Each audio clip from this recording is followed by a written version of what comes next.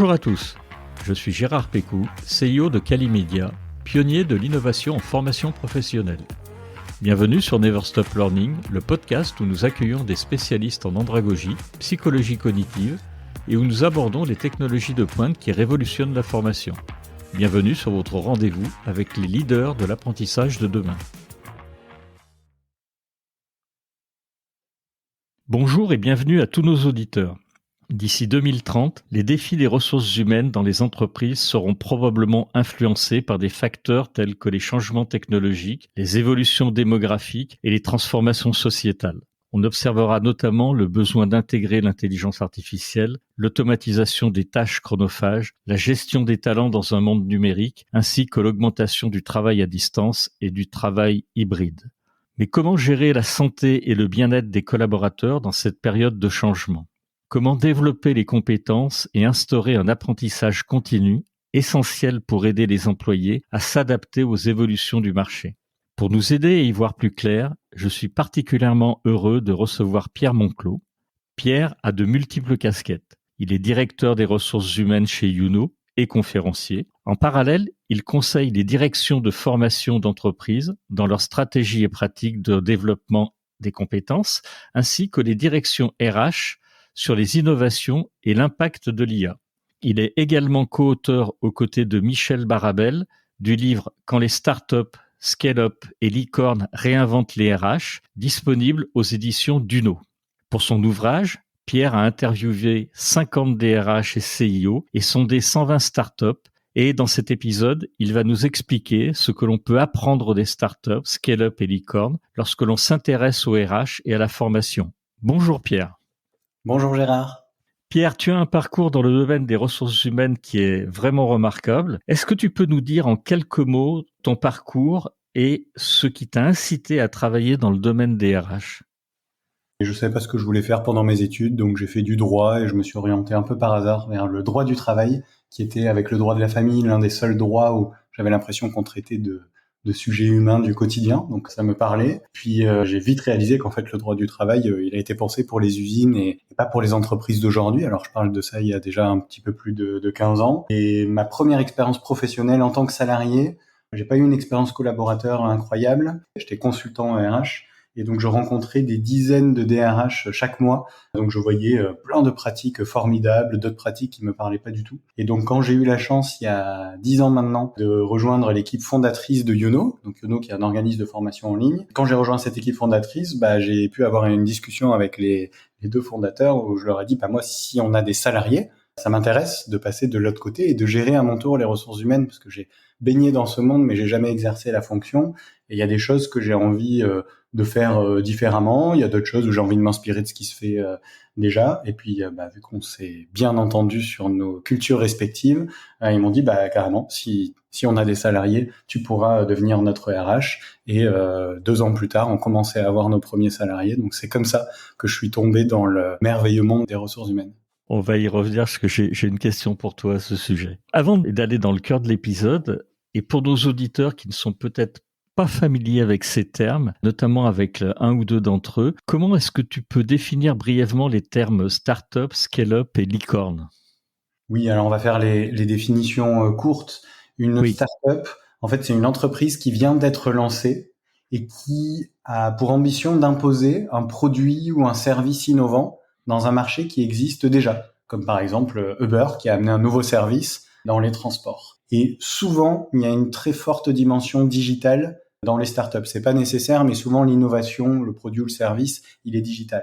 Si on parle ensuite des scale-up, ça c'est le stade de la startup qui a réussi. C'est-à-dire la startup, elle a trouvé un business model qui fonctionne et son enjeu maintenant, c'est de grandir très vite pour arriver à une échelle où elle va commencer à gagner durablement de l'argent. Et donc là, on parle de scale-up. Scale en anglais, ça veut dire échelle. Et donc, c'est quand on a une échelle où on a au moins 50 ou 100 salariés, qu'on a une croissance de plus de X%. Souvent, on parle de plus de 20% par an. Pendant plusieurs années consécutives. Et souvent, c'est associé à des levées de fonds qui sont assez importantes et au moins 1 ou 2 levées de fonds de 1 ou 2 millions d'euros, mais ce sont des ordres de grandeur. Il y a pas c'est très difficile de trouver une définition officielle qui marche aussi bien en France.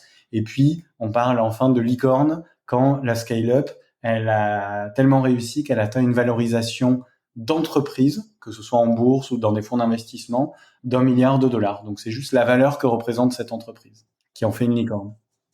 Merci Pierre pour ces définitions dont on se débarrasse en début d'épisode et qui vont nous aider par la suite. Avant que nous nous consacrions à la formation dans les startups, je voudrais évoquer avec toi la fonction RH dans ces sociétés qui émergent. En fait, j'ai été surpris parce que ton livre, il débute par un descriptif qui est assez corrosif de la fonction RH qui semble ne jamais finalement être au rendez-vous. Est-ce que tu peux nous en dire un peu plus? Est-ce que, alors pour le coup, c'est plus dans les entreprises traditionnelles que tu as observé cela?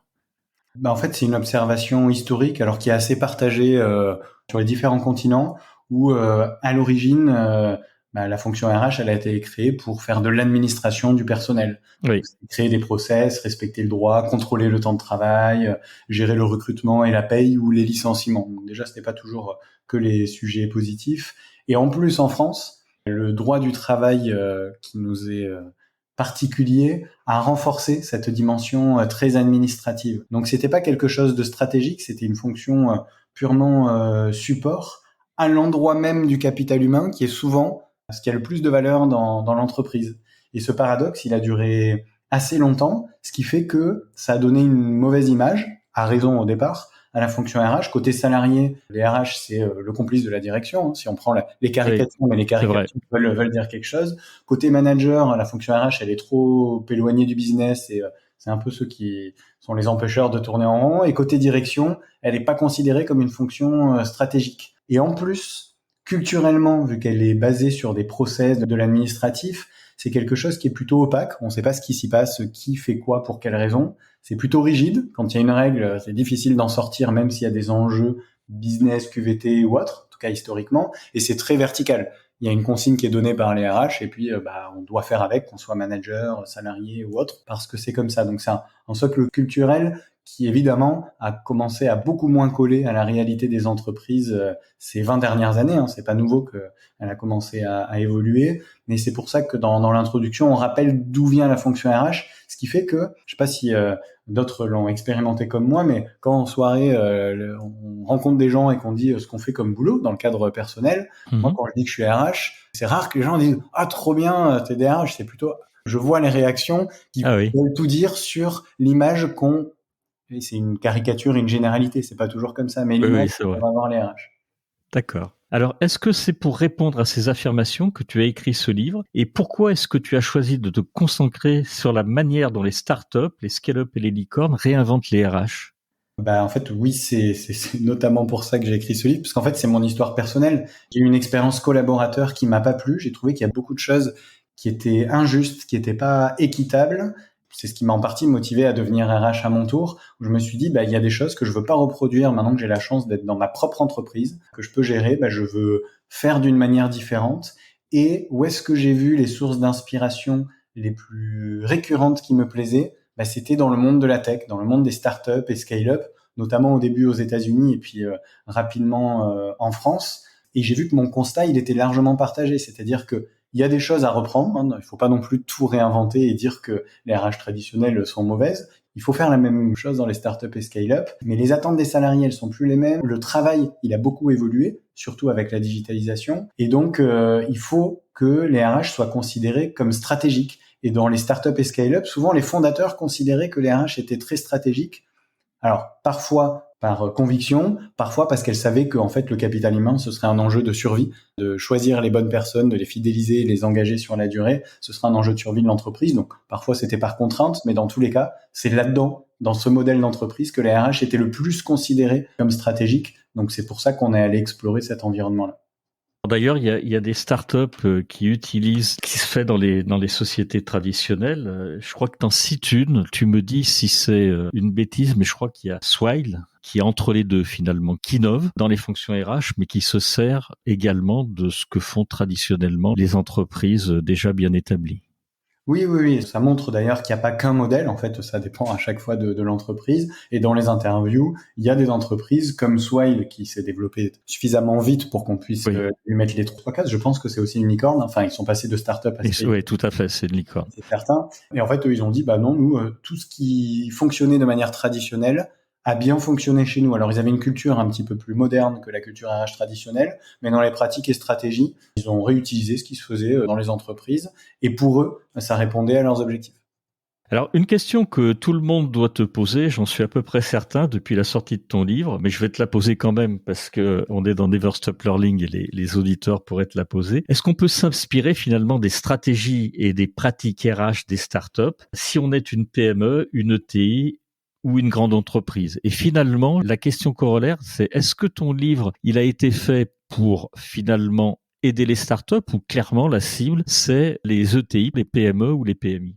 Alors les deux, et au fur et à mesure de l'écriture du livre, c'est devenu plus un livre pour les entreprises qui ne sont pas des startups ou scale-up. Parce qu'en fait, quand moi, en tant que DRH au sein d'une startup, j'ai commencé à partager ce que je faisais avec mes pairs et même plus largement, notamment sur LinkedIn, j'ai été surpris parce que la majorité des gens qui venaient me poser des questions, qui s'y intéressaient, c'était des managers et des RH d'entreprises traditionnelles qui voulaient pas forcément reproduire les mêmes stratégies et pratiques que ce qu'on faisait dans les startups, mais qui disaient, nous, c'est une superbe source d'inspiration parce que ça nous montre ce vers quoi on pourrait tendre. Vous faites la transparence radicale, nous, on voudra pas faire ça, mais on voudrait être un peu plus transparent, donc on aimerait bien voir les modèles les plus avancés pour aller piocher juste les ingrédients qui nous sont compatibles à nous. Et donc, c'est devenu, finalement, le projet de livre, il est devenu à l'attention des managers et RH d'entreprises plus traditionnelles qui veulent voir ce que fait ce monde-là, même si évidemment les RH et managers de start-up et scale-up trouveront les pratiques de leurs pairs et eux pourront plus facilement peut-être transposer presque telles quelles les pratiques qui seront plus adaptées à une culture et à des enjeux de start-up. Alors, il y a beaucoup d'innovations que les startups, scale-up et licorne apportent au monde des ressources humaines. On ne pourra pas, dans cet épisode, toutes les aborder. Et d'ailleurs, pour ça, je vais vraiment recommander d'acheter le livre puisque je vais t'interviewer sur une toute petite partie. On va plutôt chercher à se concentrer sur les thématiques qui sont relatives à la formation, à savoir, donc, on va parler de la culture du feedback, la transparence, c'est-à-dire se dire les choses pour progresser et le concept de radical candor, la façon dont les startups abordent l'apprentissage. D'abord, qu'est-ce que le feedback et à quoi il sert et pourquoi finalement tu en parles dans ton livre? Il est vraiment plus utilisé dans les startups? Alors, il a l'air plus utilisé et il est utilisé différemment. Déjà, pour s'accorder sur de quoi on parle, le feedback, c'est, on va dire simplement, le fait de dire à quelqu'un comment il a fait son travail, est-ce que c'était bien, c'était moyen, c'était insuffisant, et le fait d'aider à identifier comment est-ce qu'une personne peut mieux faire la prochaine fois. Ce feedback, il y a beaucoup de débats sur son utilité pour moi et pour les startups et scale-up qu'on a interviewés dans le livre. En fait, le feedback, ça doit être un moyen de se faire progresser les uns les autres. Souvent, nous, chez Youno, c'est aussi comme ça qu'on a fait, on a défini le feedback comme une opportunité de progrès. Si ça ne permet pas de progresser, c'est pas un feedback. Donc ça veut dire qu'on exclut de la définition de feedback ce qui serait un recadrage ou un reproche ou juste le fait de dire merci ou d'apporter une petite reconnaissance qui serait pas assortie d'un axe de progrès. Et en fait, ce qu'il y a de spécifique dans l'application qu'en font les startups et scale-up, c'est que souvent, ça fait partie de leur ADN. Il y a deux raisons à ça. Déjà, les startups qui évoluent dans le milieu de la tech, elles ont une culture de l'agilité et de l'itération qui est propre au fait de concevoir des solutions digitales. Donc, ça veut dire que dans cette culture, pour créer un produit ou un service, on va chercher le feedback de l'utilisateur final avant même d'avoir terminé le produit. Souvent, on crée une fonctionnalité, puis on demande des retours utilisateurs avant d'aller créer la deuxième fonctionnalité, etc. Et en fait, ça, c'est de manière plus vulgarisée. Il y en a beaucoup qui disent le but, c'est de pas construire un super produit, mais que personne n'utiliserait. Donc, on va toujours demander les avis de ceux qui utilisent. Et en plus, chez les développeurs, ils se font des revues de code entre eux. C'est quelque chose qui est vraiment dans la culture. Et ça a infusé dans l'organisation de manière plus générale sur le fait de se faire des retours sur le travail des uns des autres pour s'aider à progresser et être sûr qu'on soit dans la bonne direction. Il y a vraiment une logique à la base qui est très positive et constructive. Puis la deuxième raison, c'est que les startups, elles ont un enjeu à se développer vite et bien, parce que souvent, c'est comme ça qu'elles vont réussir. Et donc, elles doivent faire les meilleurs choix possibles dans un environnement très complexe. Et quand on regarde les statistiques, souvent, j'essaye de faire la moyenne de toutes les statistiques. J'ai l'impression que on dit que 90% des startups ne survivent pas au-delà de 2 ou 3 ans. Et donc, les 10% restantes, elles sont sans surprise pour moi, celles qui ont su se faire des feedbacks en interne pour faire le moins d'erreurs possible, apprendre à chaque fois qu'on fait une erreur, apprendre vite, et puis savoir se dire les choses quand on pense qu'on va pas dans la mauvaise direction. Donc quand ces boîtes, elles font ça dès le départ, dès la création de l'entreprise et à l'échelle de toute l'entreprise, ça fait partie de leur ADN, à condition qu'on l'entretienne, parce que ça peut se perdre une culture du feedback. Et Stéphane Moriou, Gérard, que tu as interviewé dans Oui, les précédents épisodes de ton podcast, il a tout fait à une fait. chronique dans notre livre justement pour comparer les feedbacks dans les startups et dans les grandes entreprises. Et lui, il fait une analogie très intéressante avec une startup, c'est un peu un enfant qui va apprendre des nouvelles choses. Et en fait, si on lui dit pas quand il fait pas bien, il saura pas faire. Donc ça devient naturel de j'essaie de marcher, je tombe, je fais une bêtise, on me fait un retour. C'est naturel et c'est normal, c'est même pas une volonté.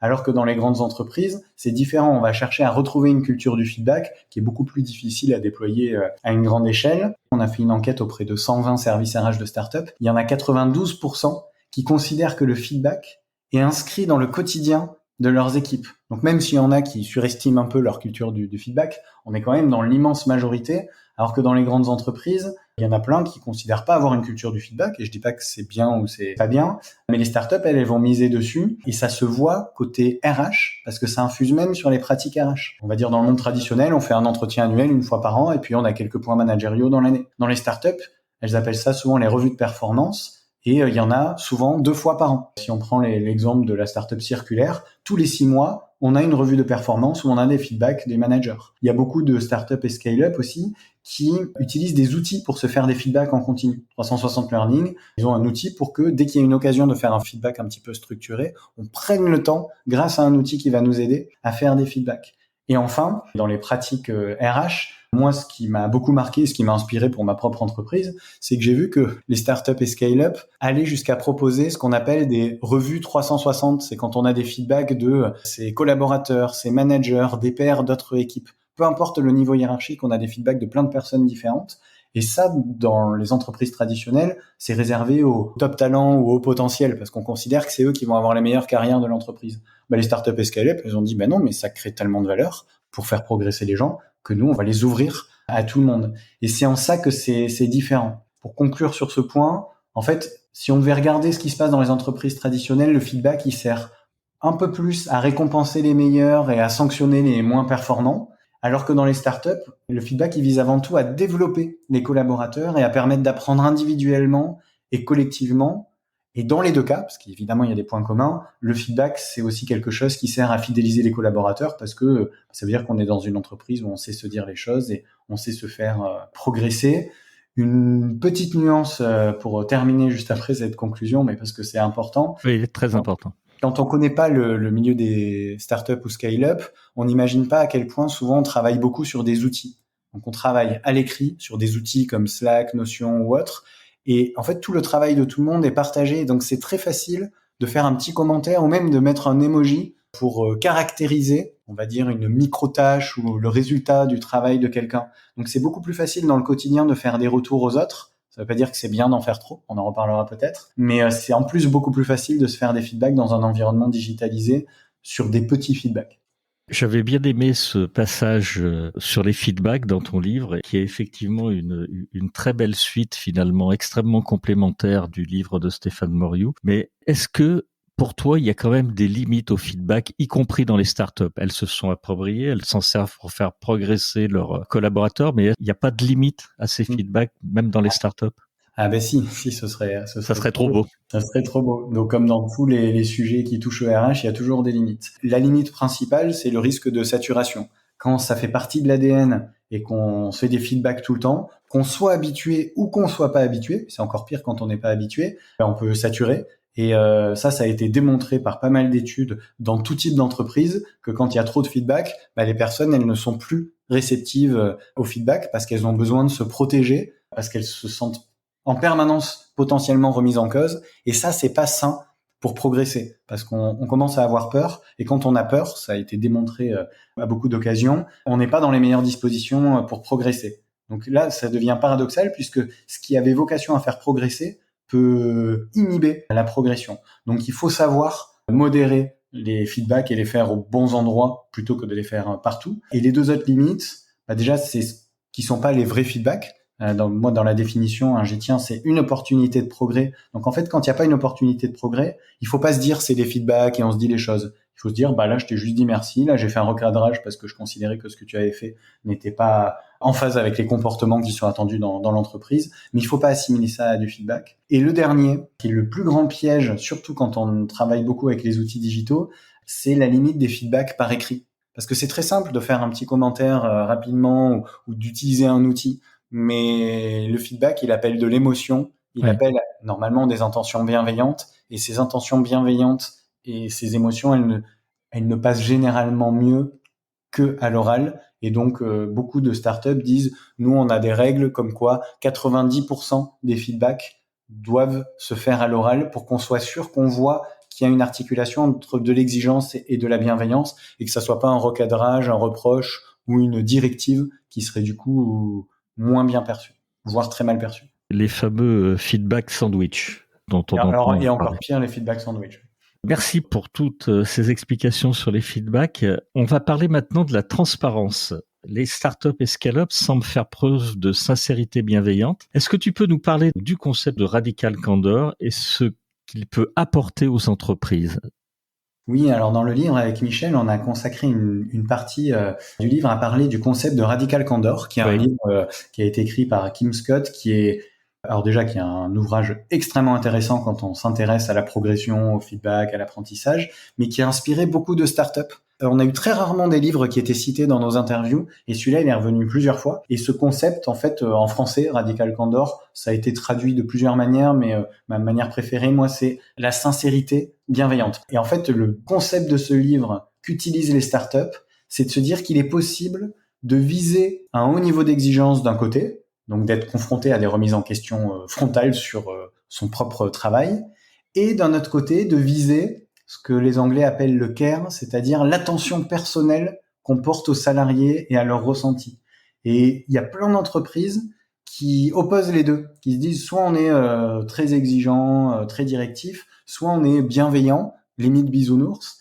Et en fait, ce livre dit mais non, on peut tout à fait articuler les deux. Et d'ailleurs, il y a beaucoup d'entreprises qui ont réussi parce qu'elles avaient cette culture de sincérité bienveillante, c'est-à-dire, je vais le reformuler, on se dit les choses de manière très directe et très transparente sur la qualité de ce qu'on a fait de son travail. Par contre, on fait preuve de suffisamment d'empathie pour s'assurer que le but de se dire ça soit de se faire progresser et pas de dégrader la confiance d'une personne, de la dénigrer ou de lier la valeur d'une personne à la valeur de son travail, parce que ce sont deux choses différentes. Et donc, il y a des startups qui s'en inspirent trait pour trait. Alan, ils parlent, eux, d'honnêteté radicale, c'est-à-dire on doit tous dire, ou encore, il y a 360 Learning, ils disent qu'ils veulent que les meilleurs, mais ils veulent pas non plus que ça se fasse au détriment de l'humain, donc ils appliquent le concept de radical candor. Et il y a d'autres startups comme Epsor ou Tarid dans la cybersécurité où ils disent nous on applique ce concept mais on assume qu'on est un peu plus bienveillant qu'exigeant. Il faut juste qu'on arrive à équilibrer les choses, mais ça nous dérange pas de pencher plus du côté bienveillant.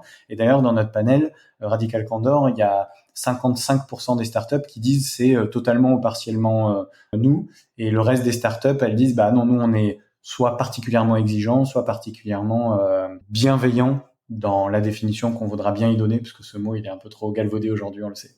Merci pour ces explications sur la sincérité bienveillante ou radical candor. On va parler maintenant de la manière dont les startups, scale-up et licorne abordent la formation et le développement des compétences de leurs collaborateurs. Il y a une histoire qui m'a fait sourire et qui m'a interpellé, c'est que dans le chapitre 6 de ton livre, tu parles de l'histoire de Niels, qui travaille chez Imolib.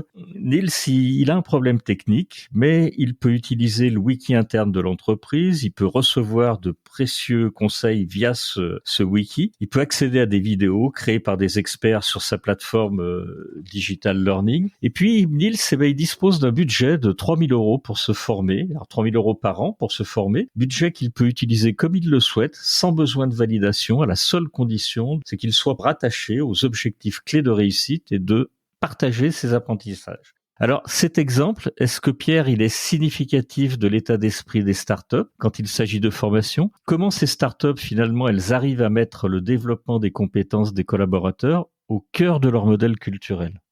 Alors Gérard, tu l'as compris, on a essayé d'introduire chaque chapitre avec Oui, une histoire exactement.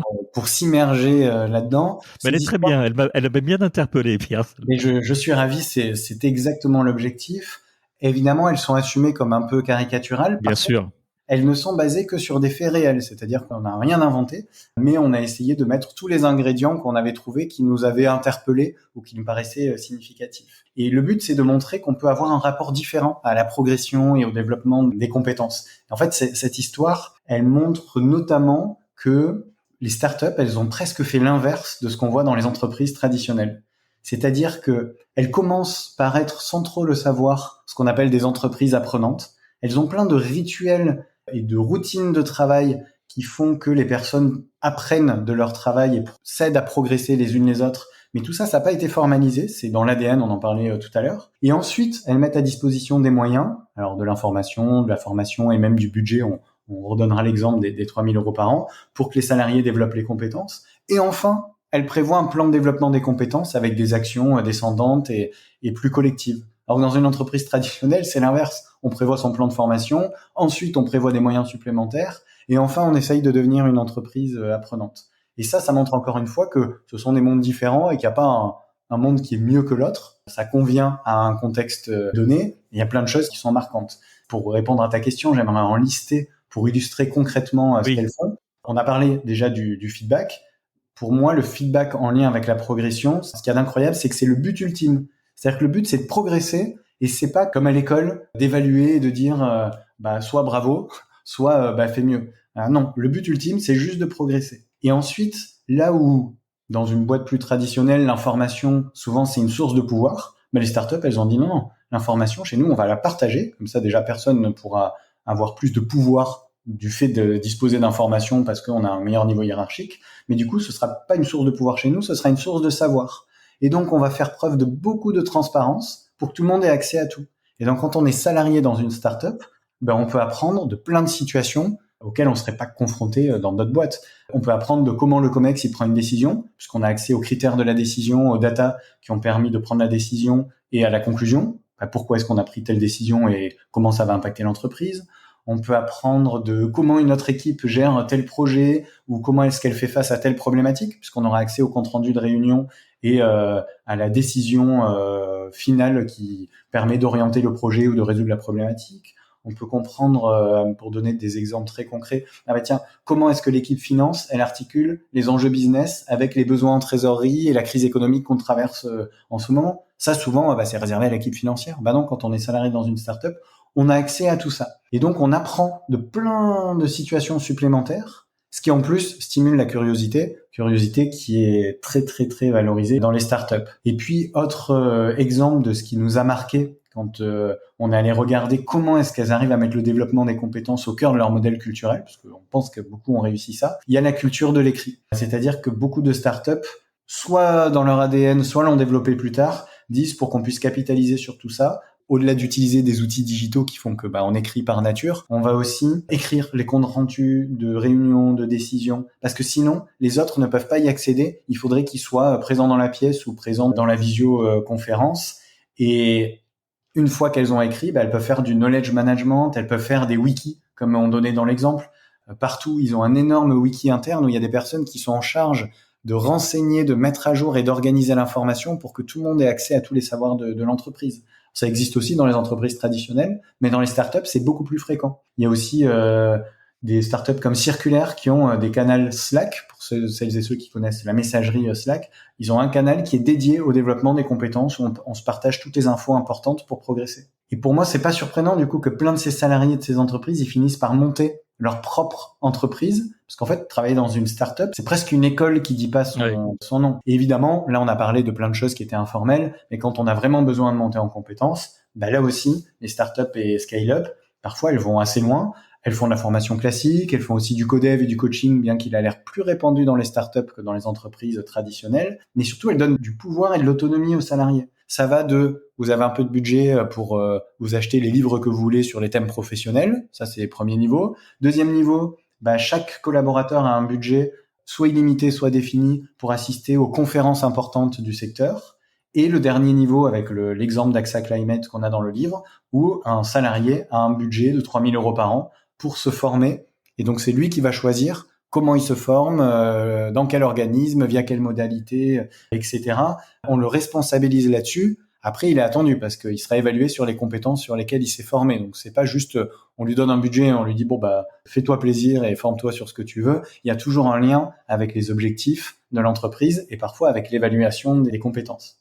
Il y a une question en t'écoutant que je voulais te poser, c'est finalement pourquoi les startups et les scale-up, elles vont aborder la formation, ou elles abordent clairement la formation de cette manière. C'est pour elles une façon de répondre à l'urgence de leur situation. Tu parlais qu'elles pivotent beaucoup, qu'elles s'adaptent sans arrêt. La formation, c'est aussi la survie des scale-up ou des startups ou des licornes.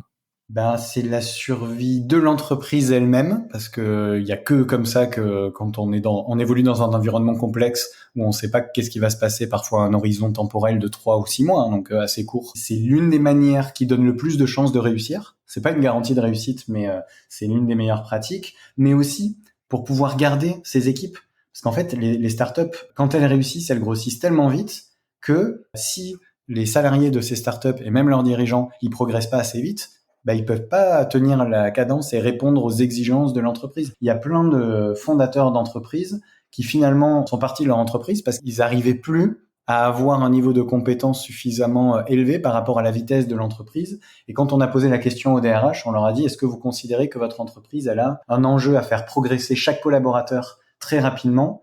80% nous ont dit, c'est indispensable ou important vu la vitesse à laquelle évolue notre entreprise. Est-ce que les startups, finalement, elles ont fait le lien entre performance et développement? Tu en as un tout petit peu parlé tout à l'heure, mais est-ce que tu pourrais le développer?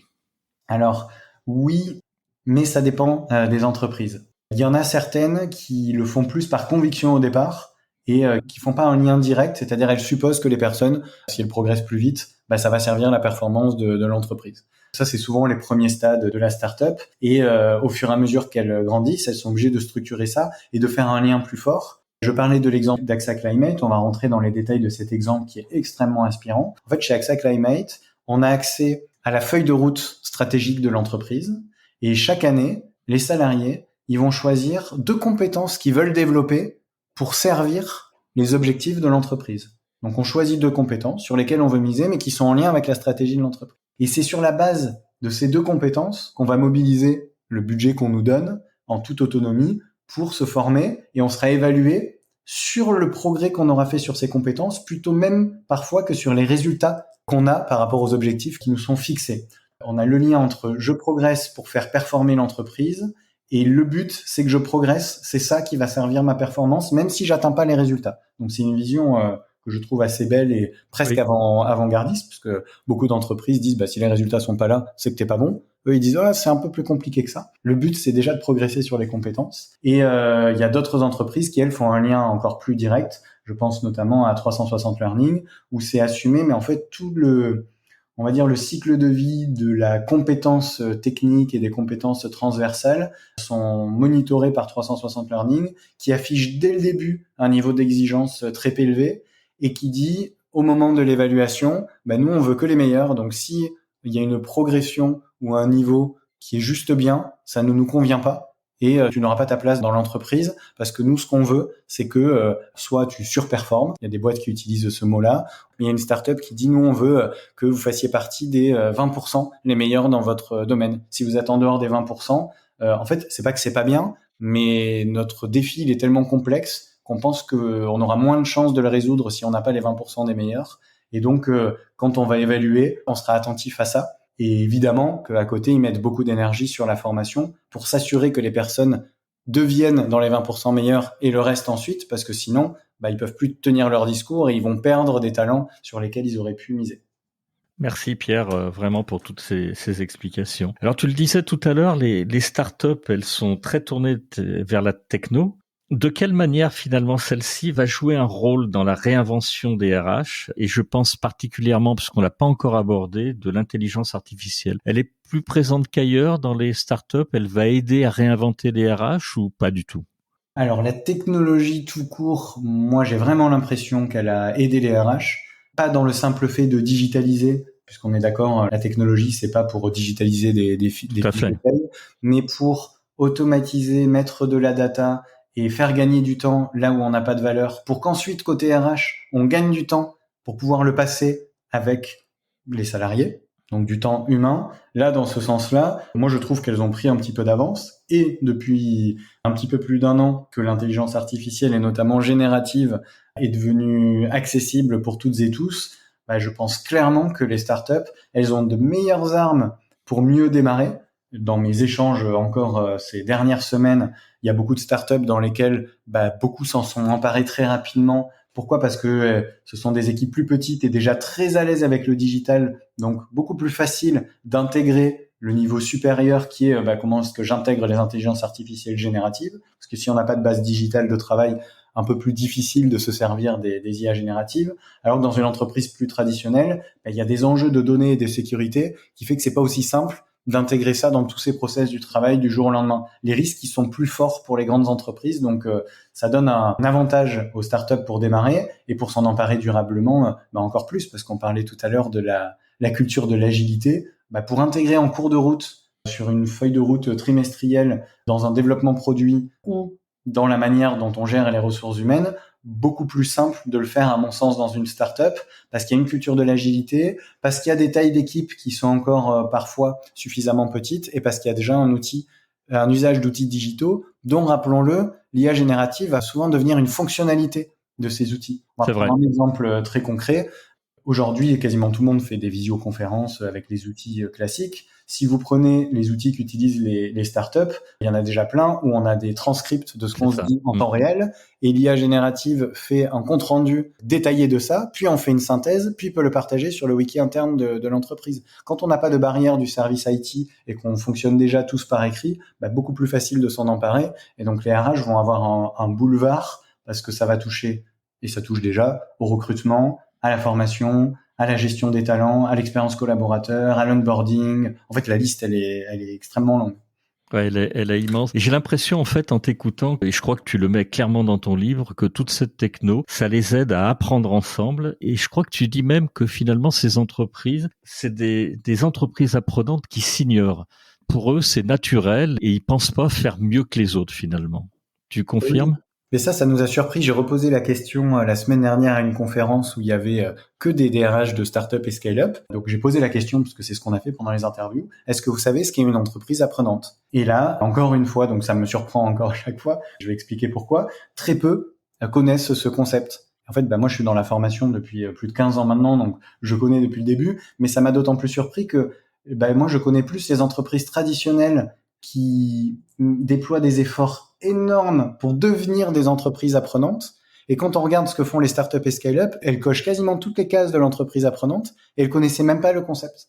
Elles n'ont pas un mérite particulier puisqu'elles l'ont pas fait exprès, mais c'est pour ça qu'on dit que ce sont des entreprises apprenantes qui s'ignorent et elles vont avoir un enjeu à le garder, parce que ça, si on l'entretient pas, au bout d'un moment, ça se perd vite. Et donc, comme toute culture, il faut le faire vivre pour pouvoir continuer d'utiliser la valeur. Sinon, dans 10 ans, elles iront dans des conférences sur comment devenir une entreprise apprenante et elles redécouvriront ce qu'elles faisaient il y a 10 ans. D'ailleurs, dans ton livre, je crois que tu dis que quand on passe d'une start-up et qu'on va jusqu'à être une licorne, en passant bien sûr par le scale-up, il y a des choses effectivement qui se perdent déjà. Même si elles ont, comme tu le disais tout à l'heure, c'est dans leur ADN au départ. Oui. Je vais te poser, si tu le permets, 2 questions pour finir cet entretien. Finalement, qu'est-ce que tu as, toi, appris personnellement en écrivant ce livre et quel impact ça a eu ou c'est en train d'avoir sur ta vision des ressources humaines? Tu vas changer des choses chez YouKnow après avoir écrit ton livre? Ça t'a donné des nouvelles idées? Ouais, alors j'ai appris quelque chose que j'avais pas encore bien formalisé dans ma tête. Je pense que je commençais à m'en douter, mais heureusement que j'ai eu le livre, qui est que, en fait, les startups et scale-up, elles sont pas vraiment innovées. Si on regarde d'un point de vue d'une pratique ou d'une stratégie, ça a déjà existé auparavant. Et en dehors d'une startup ou scale-up, que ce soit la semaine de 4 jours, la transparence des salaires, le choix de son augmentation. Ce qui est différent, au-delà du fait que les startups l'appliquent de manière beaucoup plus fréquente que la moyenne des autres entreprises, c'est qu'en fait, elles ont ce qu'on va appeler une grappe de pratiques, une cohérence dans les pratiques. Si on prend l'exemple du feedback, Le feedback, on l'a dès l'entretien de recrutement. D'accord. On reçoit des feedbacks, on demande de nous en faire, on l'a dans l'intégration, on l'a dans le reste. En fait, tout est suffisamment infusé, qui est la définition d'une culture, et on assiste à un renouveau dans les RH. C'est-à-dire qu'il y a un vrai courant de fond qui vient des startups scale-up peut-être, mais qui touche toutes les entreprises, qui cherchent plus de flexibilité, plus d'horizontalité, plus de transparence. D'accord. Alors, une toute dernière question, Pierre. Tu as dit que s'il manquait un chapitre, alors j'ai lu ça dans une interview que tu as donnée dans je sais plus quel magazine. Tu as dit que s'il manquait un chapitre, ce serait celui de la diversité et de l'inclusion. Enfin, sur la diversité et l'inclusion. La dernière question, c'est comment finalement les startups, scale-up et licornes, elles intègrent cette diversité, l'inclusion dans leur stratégie RH. Effectivement, tu n'as pas eu le temps d'en parler dans ton livre, c'était un autre sujet, ce sera peut-être la version 2. Est-ce qu'elles le font mieux, tu trouves, que les entreprises traditionnelles ? Alors, c'est vrai qu'on n'a pas eu assez de temps et de place pour en parler, mais c'est effectivement le chapitre que j'aurais rêvé de mettre si j'avais pu en plus. Je pense pas qu'elles fassent mieux, mais elles font différemment. Parce que déjà, il y a plein d'entreprises traditionnelles qui ont des politiques de diversité et d'inclusion admirables, et ça va être difficile pour les startups de rivaliser. Moi, ce qui m'a marqué, c'est que les startups, elles en font un sujet bien plus récurrent. Impossible d'échanger une semaine avec des DRH de la tech sans qu'on parle à un moment de diversité et d'inclusion. Donc ça, c'est une bonne nouvelle. Mais en quoi elles le font différemment ?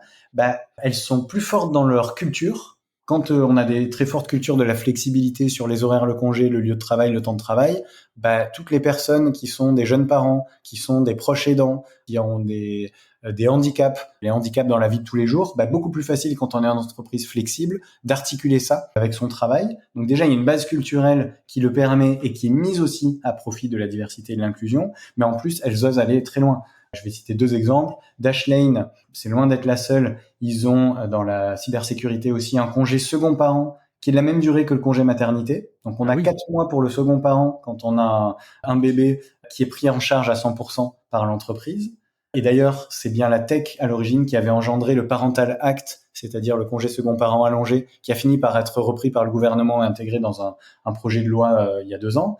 Et puis, on a d'autres entreprises comme Shine qui intègrent dans la rémunération, ils appellent ça le dépendant de bonus, c'est-à-dire que quand on a un proche à charge, que ça soit un enfant qui naît ou quelqu'un à charge, par exemple, ses propres parents, qu'on déclare comme une part fiscale, on a une rémunération qui est supérieure à celle de ses collègues. Donc, ils s'autorisent à aller plus loin, voire bien plus loin que ce que prévoit la loi, de manière plus fréquente que les entreprises traditionnelles. Et il y a plein d'exemples autres merveilleux que je n'aurai pas le temps de citer dans ce domaine.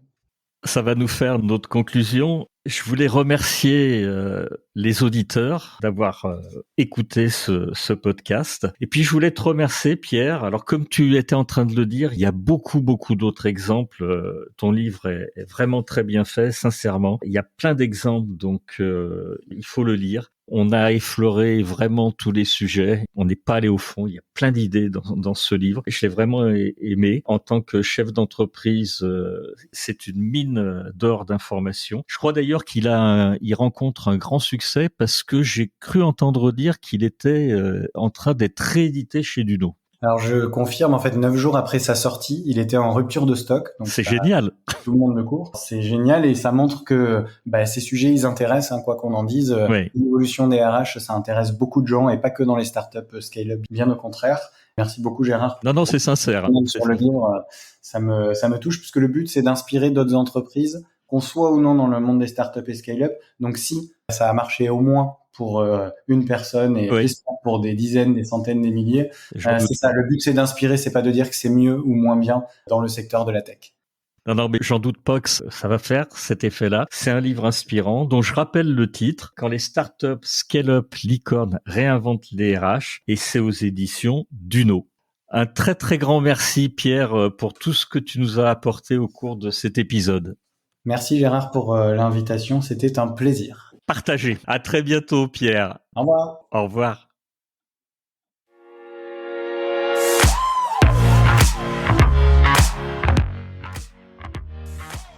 Merci de nous avoir accompagnés jusqu'au bout de cet épisode.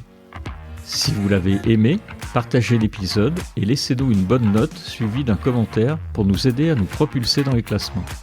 Je suis Gérard Pécou, CEO de Calimedia, et si vous recherchez des solutions innovantes en e-learning, visitez calimedia.fr, notre équipe sera ravie de vous guider.